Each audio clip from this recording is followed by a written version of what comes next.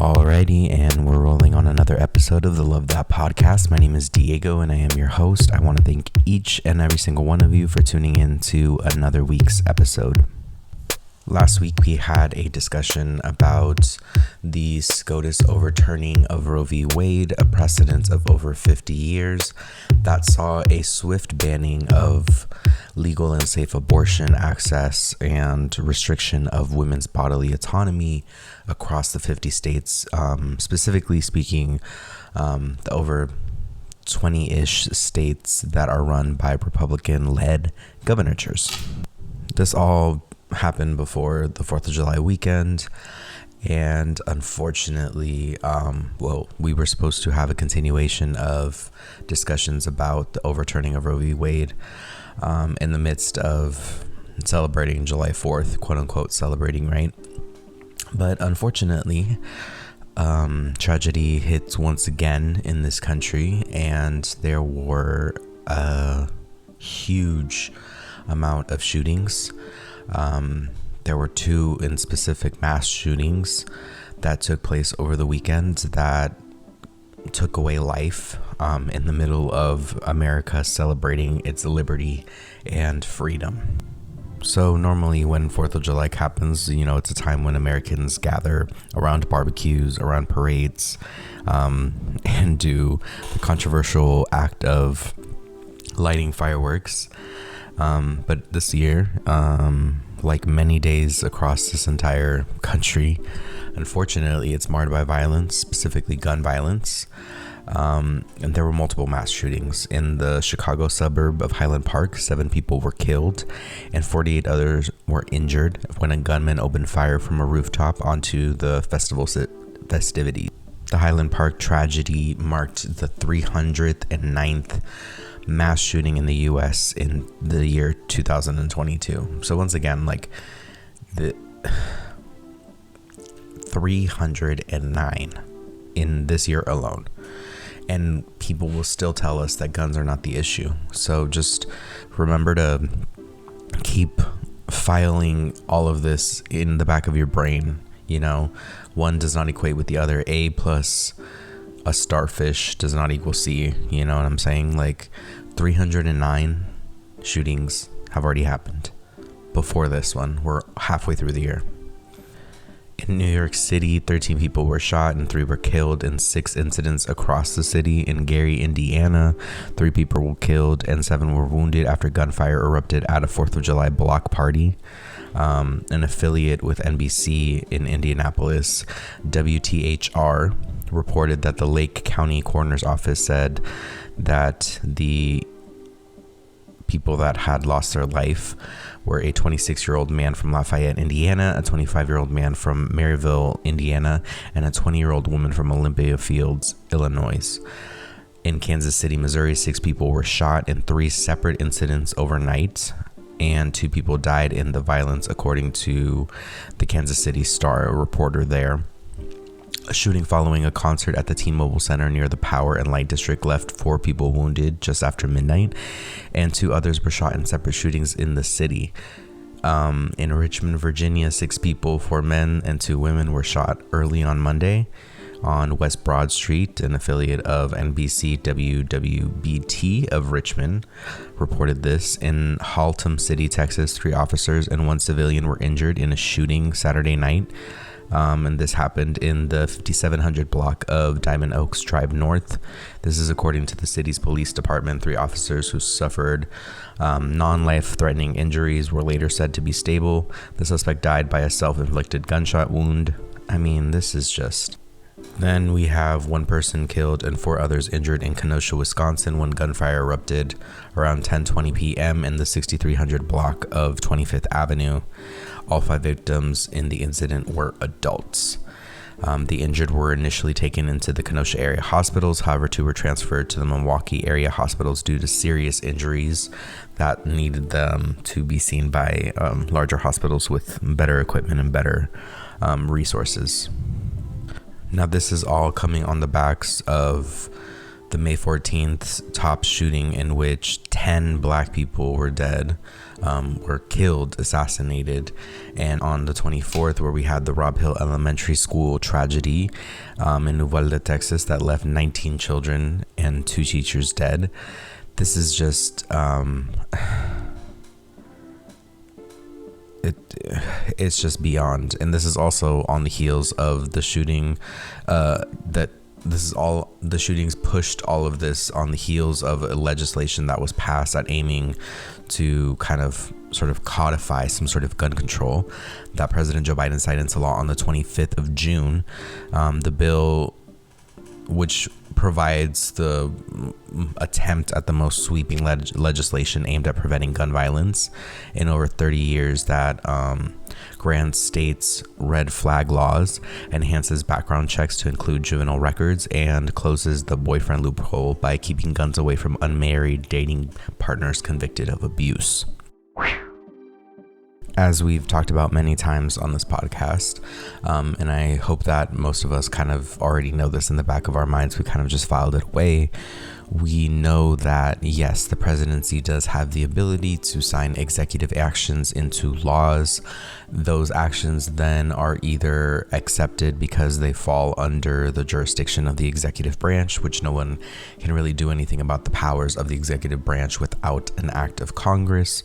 We know that Congress is, right now, there is a majority by the Democrats. It's a slim majority because it's an equal 50-50 split, tiebreaker being the Vice President Kamala Harris.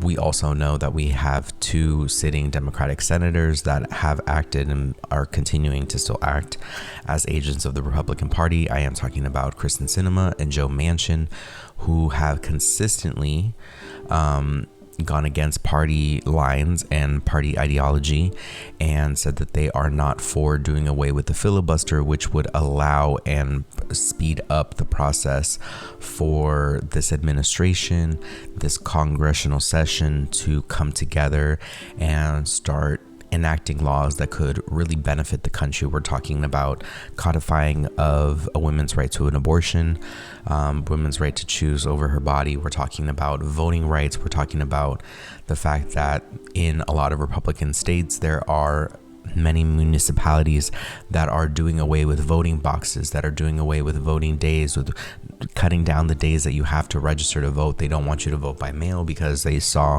what that did to them in the last election. Now, we're also talking about the fact that this administration could be doing something about inflation, could be doing something about to better inflation, to better its effects on the everyday American. Congress could also get together and do something about the price gouging that the gas and oil companies have been doing to us in the middle of, turmoil that we're experiencing across this country. And, just oppressive laws being signed in. It's just constant attacks based on different marginalized identities. Now, we have also stated on this podcast that the Democrats did put forth in the House, they did try to push forward legislation that could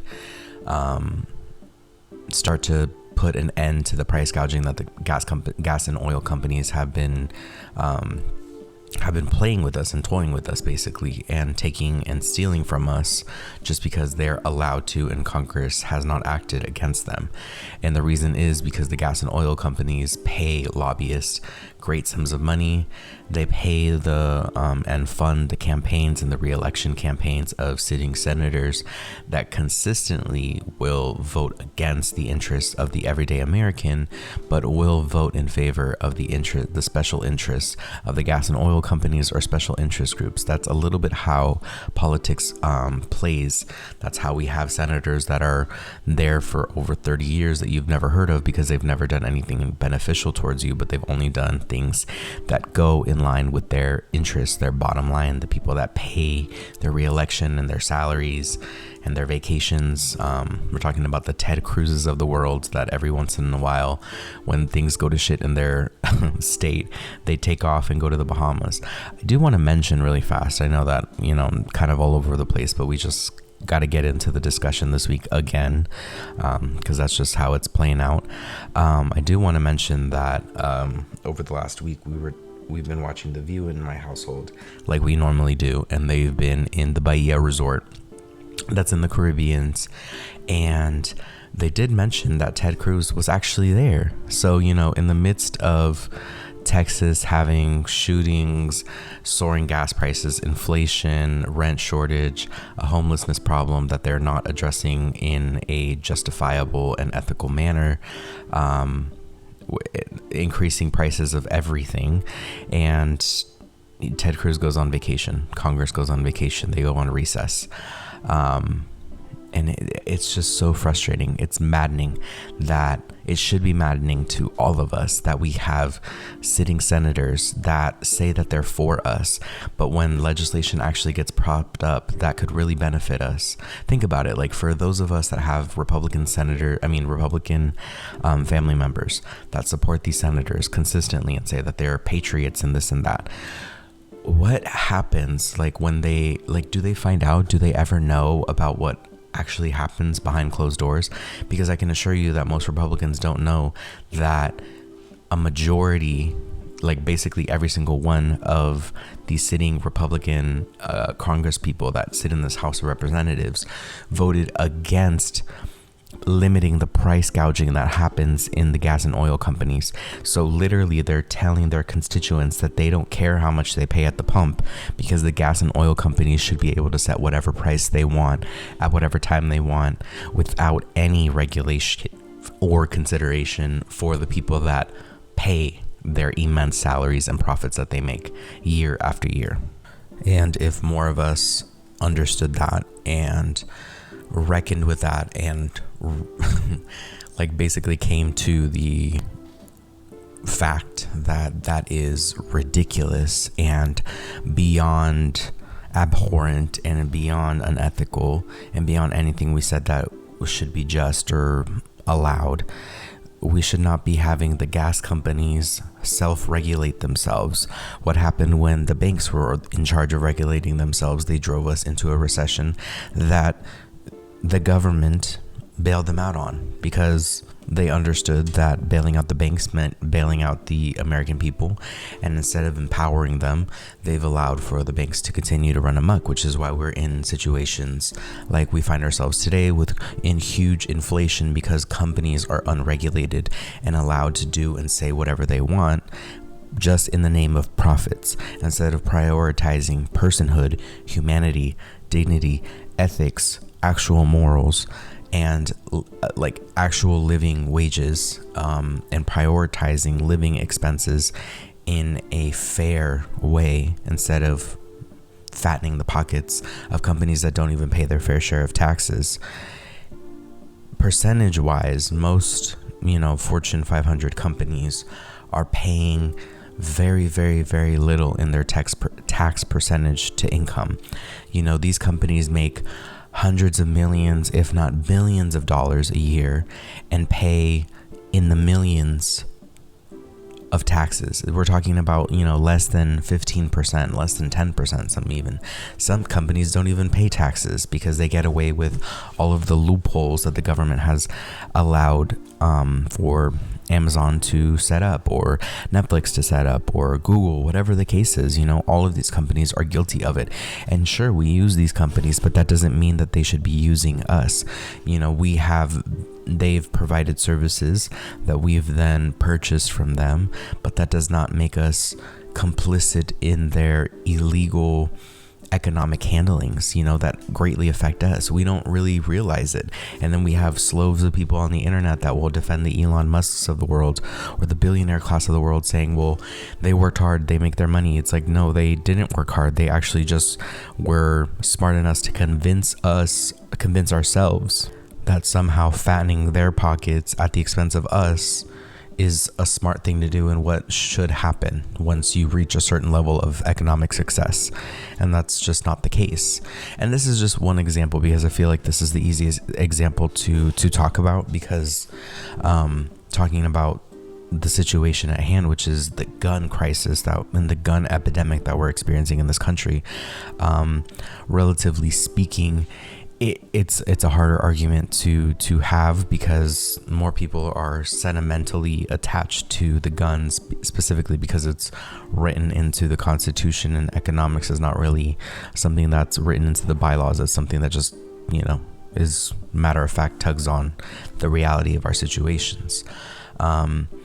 The gun epidemic in this country and people's refusal to come to terms with the fact that the problem is guns. Yes, at large, people pull the triggers, but having the access to deadly weapons, to weapons that literally have the name assault in them, we can't possibly think that we can control this kind of mass weaponry. It has to get out of hand.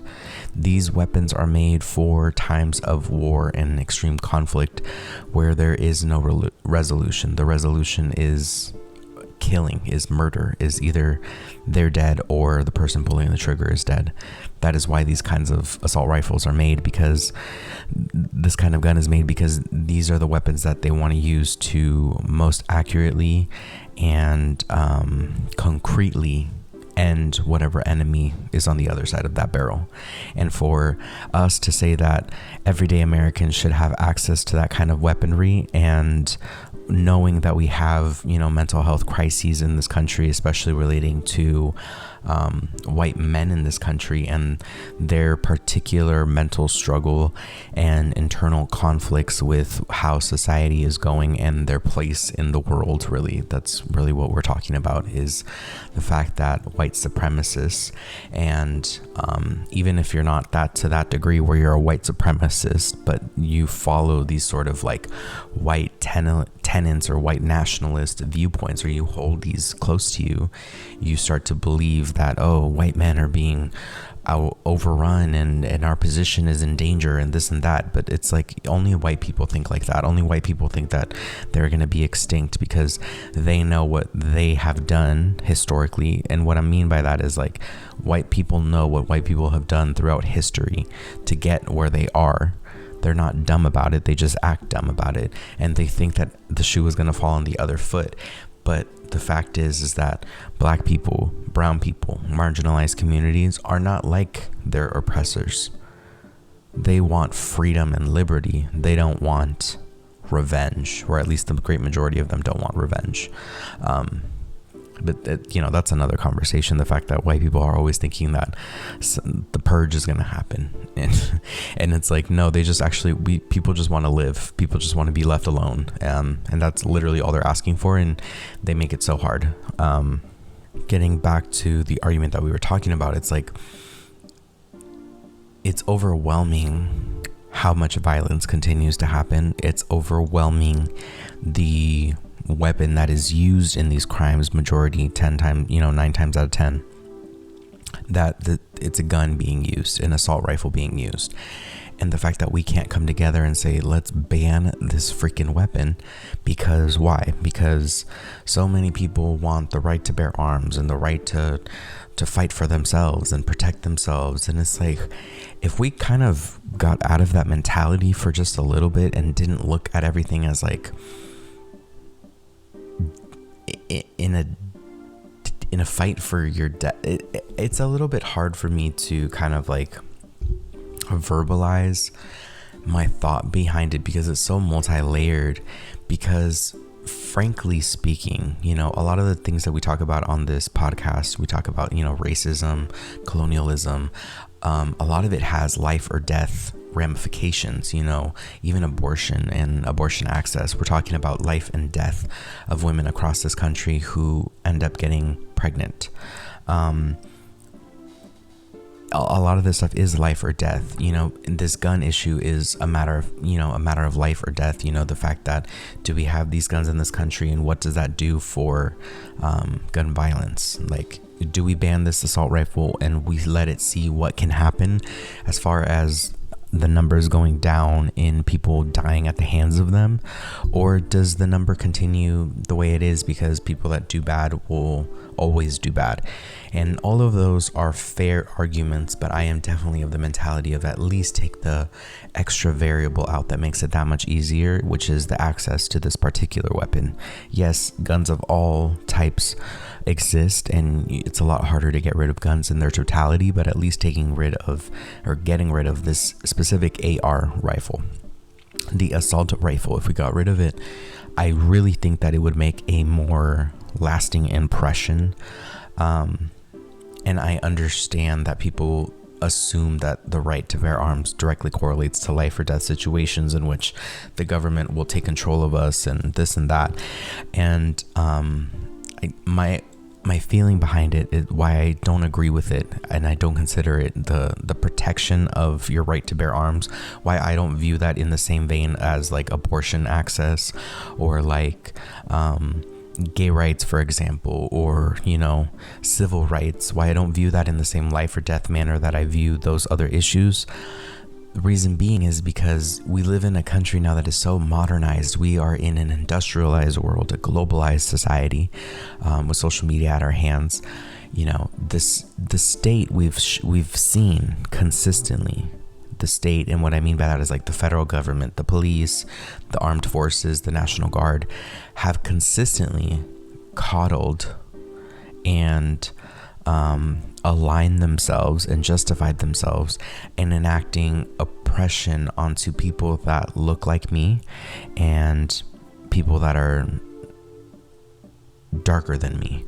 You know, I'm talking about black and brown people. They have already mobilized against brown and black people. They've consistently done it since the inception of this country, because we have been shown throughout history that when black and brown people ask for rights, demand rights, the state will align themselves with white nationalism.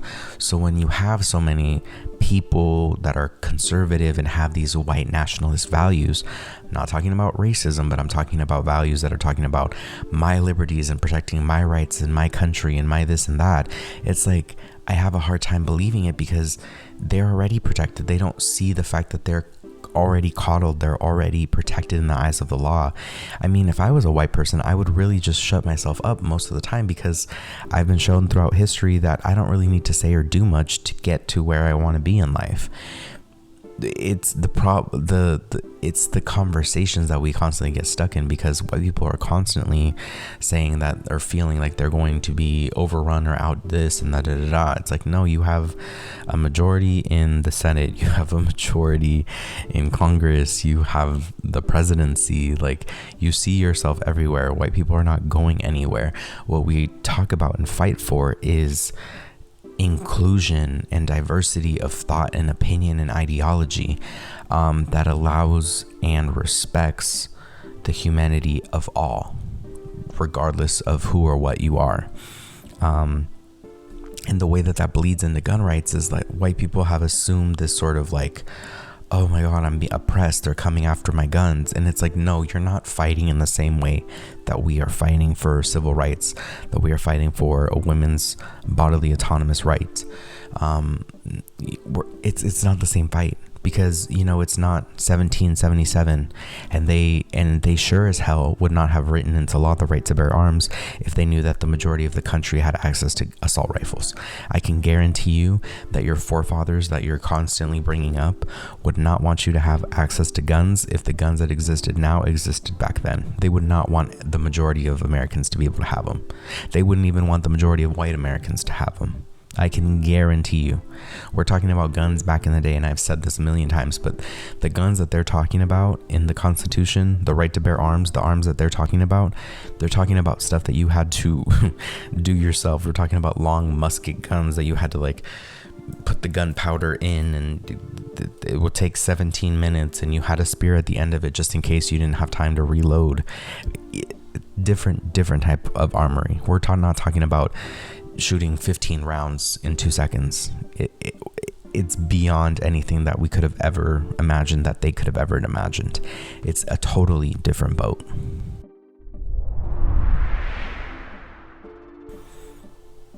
So we've kind of discussed how President Biden can move forward with legislation. Like I said, he can sign executive orders, but that can only go so far because the powers of the presidency are limited and checked by the powers of the joint sessions of Congress. And Congress probably will not act on this, even though the country needs it, even though we're in the middle of, like, basically, like, for those of you that have young children out there, those of you that may be in your late 20s, early 30s, maybe mid 30s, late 30s, we're growing up, we're providing for, your children. What you're providing for them is a space in which they are told that they can be gunned down at schools, at movie theaters, malls, parks. You can't even go to the parade that's supposed to celebrate this wonderful and amazing country that we have, because shootings are so rampant. Guns are overrunning this country. There are just as many guns as there are people, if not more. And we're in a country of over 300 million. So 300 million guns. We don't have 300 million adults. So there's a surplus going on. It's borderline, diseased at this point. The fact that we cannot separate ourselves from this attachment to the guns. And a lot of this has to do with the NRA and special interests that do not want the guns to be taken off the street. In totality, we know that guns will probably never be able to be done away with, just on the fact that it's such a well-established business in this country. And one of the main exports of this country are guns, because this country is fascinated in loving them. And yes, you can make the argument that countries around the world have laws against guns, but are riddled with gun violence. They're also riddled with corruption and with impunity, which is another scary part that resembles what is happening here in the US. I can think about, specifically speaking, in Mexico. Guns are illegal federally in Mexico, but you're hard pressed to find somebody that doesn't have access to a gun in Mexico. Why? Because the illegal gun trade, buying, you factor in the cartel violence, you factor in state corruption, police corruption, off-market guns, you name it. It's a very scary situation for the people of Mexico. And there's very little to be done because of the impunity and the corruption that bleeds through all parts of the Mexican government. They're in the midst of different political shifts that have been happening and taking place since this new president has gone into power.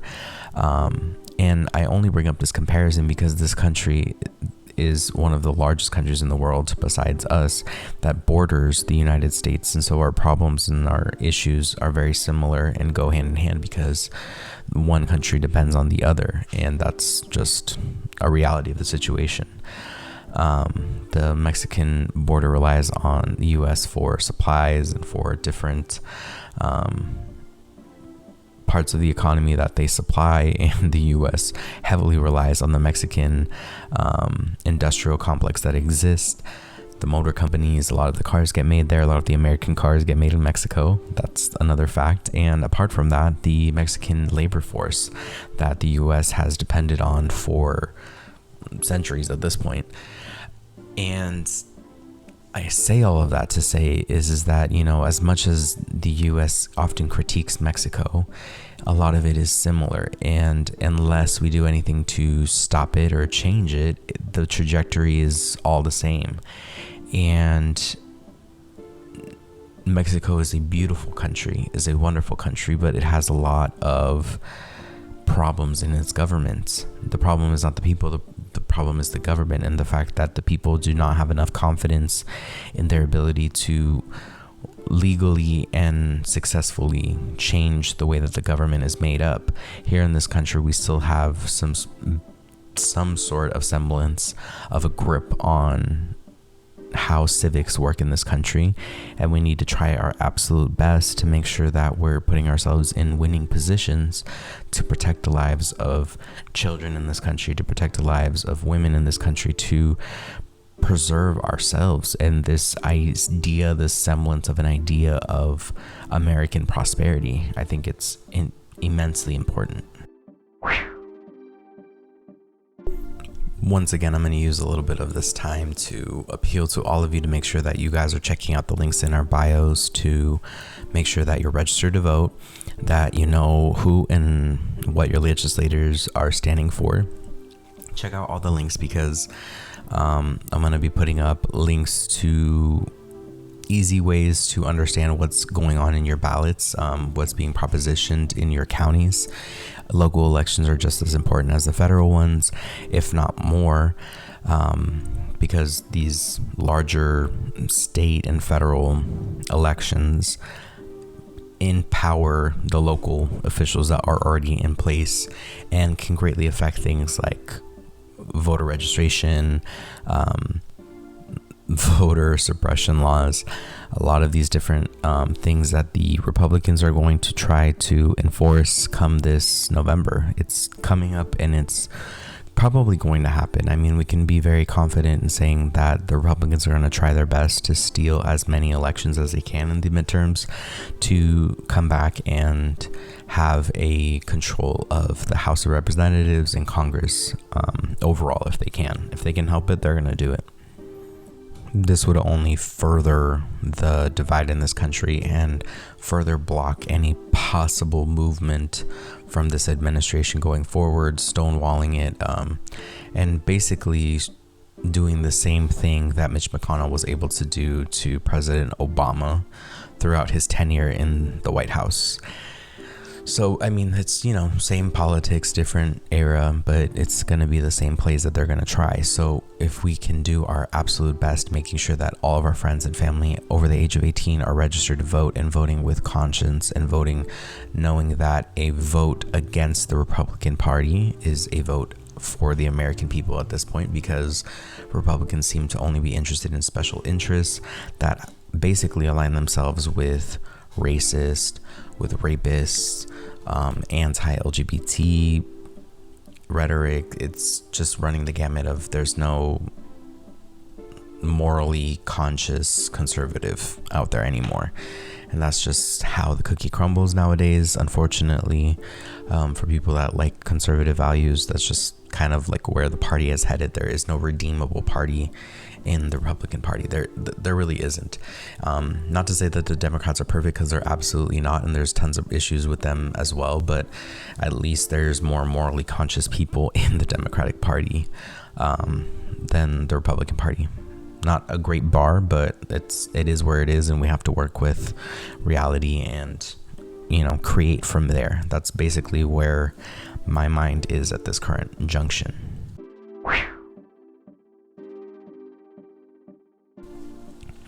Alrighty, so the last little bit that I wanted to talk about, because oh my goodness, we talk about this so often, and like I've mentioned many times on this podcast, the majority of my listenership is in agreement with me, so I'm preaching to the choir in a sense. But what I want to do even more is empower my choir to get people to join in. Make sure, like I said, reach out to your family members, have these conversations with them. Especially, I normally don't advocate for appealing to your family members that have very conflicting viewpoints than you, just because I'm very much of the mindset of, to each their own. As long as you don't infringe on me, I don't infringe on you. It's when you come to somebody with something combative or, just completely clashing that you have to address it. But I would encourage, especially those because we all know somebody that is a little bit apathetic to the political and societal issues that happen around us. We have that person that's, just in the gym and listening to music and working on their life, and that's it. And they don't have any time for politics, or, that friend or family member that is constantly saying, oh, well, that's not for me, I'm not into that. I would say appeal to those people more than you would appeal to, those that have strong views that just are completely opposing or diametrically opposite to whatever, you have going on or whatever you think. I would say that the greatest appeal should be to the people that feel a little bit apathetic, that feel a little bit removed from the situation, rather than those that are very involved and just hold to completely obtuse opinions. Appeal to those people, because those are the people that I think most proactively can get involved, and that it makes the most radical difference in their lives. I really have been delighted to see a lot of, personally speaking, a lot of like friends and a lot of family in recent years. Unfortunately, I hate the cause of it because it's been so much turmoil that has happened in this country that has forced people to become more political, and a little bit more socially conscious. But I've really enjoyed the fruits of what that has become because, people's minds get expanded. People start realizing what people talk about all the time. People like me that are constantly touting, we need to be anti-racist. We need to talk about things like abolishing the police in a sense of diminishing their economic funds when they spend most of their budget paying out settlements instead of actually, creating a police force that would actually do what they say they do, which is protect and serve. When we talk about things like expanding education to understanding the roots of this country and how society is where it is, and understanding that unless we are an anti-racist society, we are consistently going to be a racist one. Just looking at how history is, and that doesn't mean that all people are bad people. It just means that some people have had the privilege of being ambivalent to others' problems, and unfortunately uncomfortable conversations happen, day in, day out. But the great part is that it only is uncomfortable for the time that you have that discussion. Comfort comes from familiarity. Usually a lot of things that people are scared of is because they don't have an understanding of. But once you open your eyes, you have greater understandings. You fear less, and you are more resolution based and solution based. And I think that is a huge net positive. And I would encourage all of us to seek out those people in our lives that are a little bit ambivalent or a little bit apathetic to what is going on, and maybe help them open their eyes and see that actually, all of this stuff does affect us, because it does. For those of you that would say, oh, government doesn't affect us, I would argue that it does. I would argue that it does when we talk about the ramifications of overturning a 50-year precedent with Roe v. Wade. I would say it does when gas prices are soaring. I would say it does when the prices of everything are soaring, when you can't find a place to rent, you can't find a home to buy. I would say that, yeah, government does have a lot to do with our everyday lives, and it does affect us. I want to end the episode there. I don't want to harp on the tragedy and the just the horridness of everything that happened over this last weekend, because unfortunately, like I mentioned at the very top of it, it's just the 309th time that this happens this year. And so every time, I guess, we get a little bit desensitized. I don't want to ever say that I don't feel anything, but the reality is that it happens so often that it just continues to be filed into the horridness of it all. The appeal is we cannot tell our children that there's nothing we can do about it when we know that there is something that can be done about it. There is change that can happen, and we can demand it. We can ask for it nicely, or we can demand it and have faster and rapid results. And what I mean by that is voting with good conscience. We cannot have sitting senators saying, when we have over 300 shootings halfway through the year, that guns are not an issue. We need sane and logical people in these offices.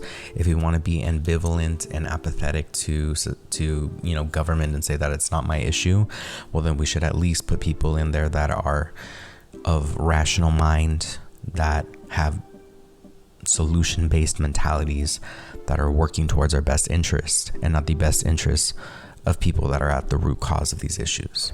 So I wanted to end our discussion there, and we're going to move on into the Love That segment of this week. Let's bring in the wind chimes, bring in the love, bring in the light.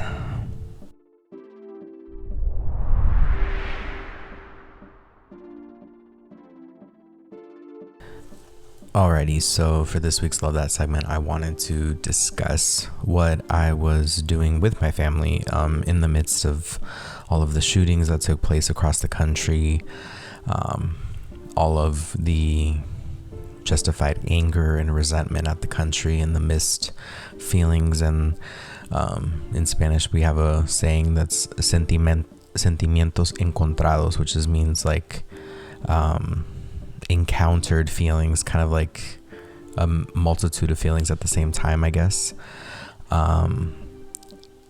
With everything that was going on, in the midst of all of that, I was celebrating with my family. I went to my Nina's house and we celebrated my birthday with my cousin, my nephew, my aunt, my uncle, my mom, my dad, and it was just a really nice day. We just had like a family barbecue. We did carne asada, we did pollo, and I think my dad even we had like a fish that was delicious. Like we just pigged out. We did like the normal, like, you know, the supposed normal quote unquote thing that you do for July 4th. And we got in the pool, we played around. Like I got to play with my nephew, play all the games. I never have enough energy for him because he's always got way more energy than I do. Like as a kid, I was like not even a tenth of like as energetic as he is. And he just like loves the outdoor activities. He loves the pool. He loves the basketball court, the pickleball, everything. He's all about it. And I really enjoyed it because it was such a nice day. The weather was perfect. It wasn't too incredibly hot. There was like a breeze coming through. The water was warm enough. The food was amazing. The drinks that we made like were not very, very heavy. They were very light. It was like very light and refreshing. And then we had a delicious cake that was like a chocolate cake that we always get from the same bakery from the area that we're in. It's like a bakery that's been around for a long time and they make the most delicious desserts. Like whenever we can, we always get a cake from there. I got to like lounge and sunbathe. I've been getting so much sun this summer, thank God. And it's like, we're like halfway through it. And I've been enjoying it because I'm one of those people that loses their tan. Unfortunately, my like color doesn't stay on. My vitamin D, like I guess, needs to be up. I don't retain my color well. I'm not like my mom that can get a little bit of sun and she keeps it till the next year. I lose it immediately and my dad just gets red. His rosiness comes out, but I can tan really well and then it's gone. So I'm going to enjoy it and keep it as long as I can. Obviously we played some Marc Anthony on July 4th. My family is so Mexican. Like we get together, we celebrate July 4th, you know, quote unquote, we celebrate July 4th. I mean, we only really say happy 4th to each other, really, like when we see each other and like when we're leaving, but we don't really, I guess like most Americans, I would assume, unless you're like a military family or something like that, that just doesn't really have a conversation about the country. We just like get together and have fun and like talk, use it as like an excuse to get together, basically. That's usually what happens, I would assume. But I mean, that's okay. I mean, there's still like an act of patriotism because it's like collectively in a country, we're all doing the same thing. We all gather and buy the same kind of plates. We, you know, it's like the messaging infused with the capitalism, obviously, but nonetheless, it's a collective gathering of sorts. This year we didn't really talk about politics because we don't really like to, and especially because it was supposed to be about my birthday and just like getting together, having fun. We were just catching up with one another. And well, actually it was supposed to be celebrating both my cousin and mine birthday because we're like 2 weeks apart. So we were going to celebrate her birthday a little bit earlier, but we ended up just celebrating my birthday, which made it better because then we'll do like, you know, like our own thing, like for her, like separately. So each one gets like their own thing, even though I don't mind sharing, and I don't think she does either, but it's nice to be celebrated individually, I guess. And it was just like a nice day. It was enjoyable to have like another peaceful time, and I've been enjoying all the traveling that I've been doing, but it was nice to just be with family. And sometimes it's weird, like looking back on it, like it was a little weird that I didn't have my birthday with my family, which is not something that I'm used to. Like it's only really happened, like I think it's only really happened like 3 times, and technically only twice that I was away from family, which was this time and the time that I was in Italy. Oh wow, which was like 13 years ago. I was turning 13 and that night I just turned 26. That's so funny. I just literally had an aha moment right now. Yeah, that was 13 years ago. Wow, that's weird. But yeah, so that is so funny that I like just remember that coincidence. I didn't really think about it like years wise. I just kind of thought about it like what I was doing. So yeah, I guess the pattern has been every 13 years I don't celebrate my birthday with my family. Because the other time that I was thinking about was the year right after my 13th birthday, 14th, but I was in California. I had already moved, but I was in California, but I was with family. I wasn't with my mom and my dad, but I was with family. So I guess that doesn't count. That's so interesting. But it was like, it was weird not to celebrate my birthday with my family, and I loved the way that I did. Because these experiences, reflecting on them, it's interesting that I don't celebrate with my family, but it's like this amazing experience that I guess is like transformative in a different kind of way. Like when I first left, and I didn't celebrate my birthday with my family, it was because I was in Italy, and that trip was like, in retrospect, was like amazing. It was like the beginning of an eye-opening experience and the beginning of a lot of like growing up that I did. That year 13, I started a lot of like growing up. My perspective changed. Like a lot of different things happened in my life. I moved, my perspective was shifting. I started growing up, and I guess this one is indicative of another phase in my life where I'm growing up. That's so awesome that I have like this symbolism that I just like stumbled upon. But yeah, maybe it's indicative of another growing up phase, another leveling up phase in a way, and like differently, because it was with like these really good friends that I've known at this point for how long have I known them?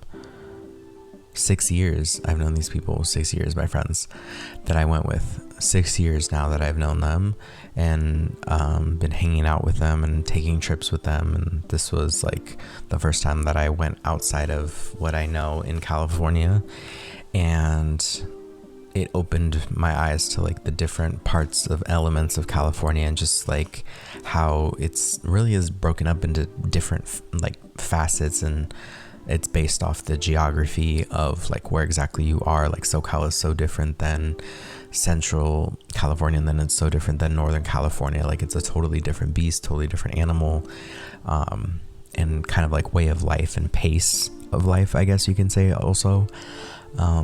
So yeah, it was incredibly awesome to have that experience. But going back to how it correlates into this week, I'm just like reminded of the way that like I'm just a creature of habit. Like I really am. Like I'm a Cancer through and through. Like I love the changing experiences, the growth. I love all of that. And then I love to retreat to my home base, retreat with my family, with my like the like inner circle. And what I mean by that is like what I'm used to, like the home base. Like I consider my people that I would consider friends, I consider them basically family.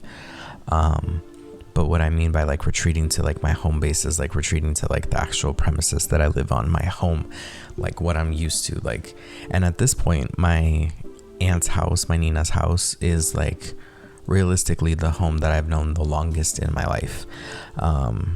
And which is like another thing that I share with my cousin, that like we've had a lot of the same experiences because we are the two cousins out of all of the many teens of us that there are, because I think there's like over 16 at this point, just on that side alone, that have like the two of us have grown up the most alike, because our moms are the closest. Our moms have lived close to one another the longest, lived with each other, you know, that kind of thing. The experience has been very, very similar because we've been together so often.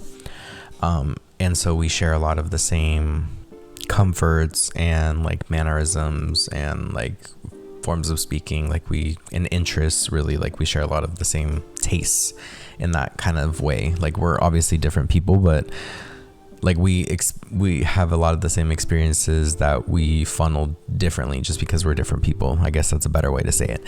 And so my Nina's house is like a place of like comfort and ease, because I like, even though it's changed so much throughout the years, it's a place that I know like the back of my hand. So having the birthday experience there, like with my family, with my nephew, was just nice and a great way to end the birthday celebrations. I like made a joke on Instagram when I was like posting that, like, oh, this is gonna be like the end of my birthday postings maybe for the year, because I usually don't post a whole bunch, but I had such a great time this season that I like needed to, I guess, document and put like the ocular proof out there, you know. But yeah, it was just a great birthday. Oh, I can't forget to mention the amazing gifts that my family gave me. My cousin got me these amazing like active shorts that I needed in the perfect color, like black, love it. And all these like different like masks and like eye products that I'm about to use like in the coming weeks, because I love under eye masks, because those are super needed always. Love a cleansing mask, love. Oh, and then she got me this hair products, and I needed hair products. She like knew what I needed. Literally so wild that she was able to gift it to me before I was able to go to the store and buy the products myself that I needed. But she got it like a different brand. I never heard of this brand, but like the products smell amazing. She got me like a hair mask, and she got me like a leave-in conditioner, which is what I've been needing. Because if you have curly hair like me, like you understand the need for hydration. So yeah, the products were amazing. And then my aunt got me, because she had gone to the fair. I ended up not going this year, which is fine because it's not that big of a deal really. The reason I wanted to go to the fair mostly was because I wanted to look at all the gems and the crystals that they have in their exhibits, because every year they have like amazing vendors that, you know, showcase what they have, and I was like getting a couple. And she ended up going like the day before we got together, and it was amazing because actually the day before or 2 days before, something like that. But anyway, she was able to go and I wasn't, and she went to the gem place, I guess, and she brought me back this blue agate lamp that was like, oh, it's so pretty. I'll post pictures on, well, I did on my personal page, but I'll post it on the Love That page so that y'all can see it. It's amazing. A blue agate lamp. Oh, it's stunning. Like it looks pretty like without the light, but then with the light, it just gives you like a totally different vibe. And then I was like looking up the properties of the stone, and because she didn't know what they were, and she asked me if I knew, and I wasn't entirely sure because I don't know like everything about every crystal. But I looked it up, and it's supposed to be about like mindfulness and clarity. So it's like a very beautiful stone. Apart from just like looks, it's in the meaning. It's supposed to be very transformative, and that was like super amazing. I was like not expecting that kind of gift, and it was like it's like so heavy and so big and so beautiful that I was just like, wow, this is stunning. So like amazing gifts from my family as always, and like so personalized, so it made me feel like very special. So all in all, it was a beautiful weekend in the midst of like, I had a personally very beautiful weekend in the midst of, you know, collectively all of the craziness that was going on. So I guess that it was a balance that was needed, because it wasn't like a double negative. Like you take the bad with the good. So it was very, you know, symbolic and very grounding, if nothing else. So yeah, I just had a beautiful weekend, and I'm eternally thankful for a wonderful birthday season. Happy Cancer season to all my Cancer babies. Love y'all. Love us. Oh, I don't know why I didn't do this before. Oh my God, I'm so dumb. I should have wished a very happy birthday to my birthday twin, Zuri from Texas, who shares the same birthday as me and has a beautiful little baby girl. Happy birthday to you. And happy birthday to all the Cancer babies. Shout out to my cousin who is about to have a birthday. Shout out to her. Shout out to the amazing mother she is, the amazing hustler that she is. Y'all go show her some love. I'm gonna shout her out on the Instagram so that y'all can like follow her and tag her, because she's a makeup artist. So if you are in California and need a makeup artist, you can hit her up. So with all of that being said, we've reached the end of another episode of the Love That podcast. Don't forget to check the links in the bio for voting registration, links, tools and tips for how to vote, and information on how to get accurate representations of the people that are candidates for office, and all of that.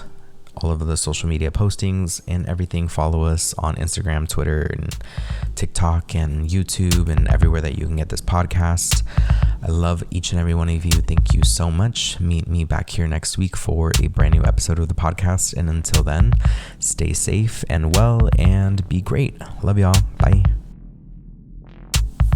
Be sure to follow the podcast on social, on Twitter, and on Instagram at @TheLoveThatPod, where we have a direct link in the bio on both of those social media platforms where you can subscribe to our Spotify channel to make sure that you are never missing out on any new episodes of the podcast. The Love That Podcast is a show hosted by Diego Romero, produced, mixed, mastered, and editing by Diego Romero.